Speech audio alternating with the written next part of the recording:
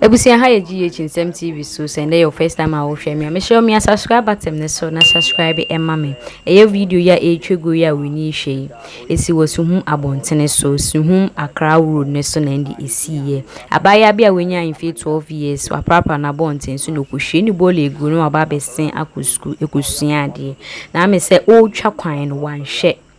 Na tipa track bi so an we ko lodi jene a odi free we ko lodi ginger e free so huma odi ba besen akwa Accra akwara na itwem na me se wanhwe ne ndi tipa no e de bo akwala no ne ndi onyam akwara na jobe akwala na nka agi wanka se a me haye me ya e ho na na watua nananom e wonsi do yenhwe video yi mra bo no 95 ko no num hono an na matia na akwala bi a isusu se o ni 12 years mu a eja oye school ni o jina pen class 4 ni din amensa kan prenpren aye Amanda Techi Mati na Amanda sorry no pay a ya ho boso be ko school but enu no ni sa akwala sorry a eja oye fie ade ye kakra enu no wa table baller se o de kogu baller container mu anaso okọ baller ano pay okọ so Suhum highway no eya Accra to Kumasi Suhum highway no na tipa track bi alodi ginger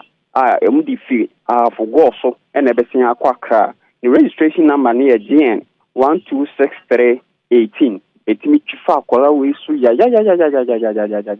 na I machi asem no eni enyan papa yi na akola no ko school Suhum Newtown Presby na say dem di kan no class 4 no owo no ma I machi okobola when we say car no fi Suhum overhead ne so sanidi na ni akwa Accra driver no menene twetwe common na o kyerese some of sunny overhead ni wie na round si wo ho ofro the otia ne say car na pim bibi eno osi behwe no na kyerese akola we na o de car no apim na apeche no kra kyerese ye hu ni ndompe kwa enfa we are hosema nine machine esie sefia ya yehuna wofo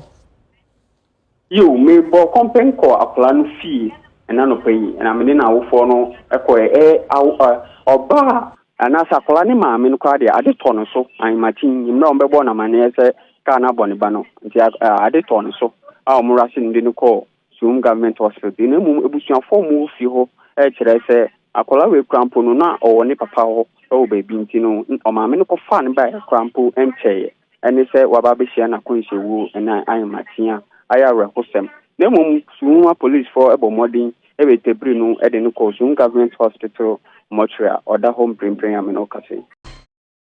GH Nsawam.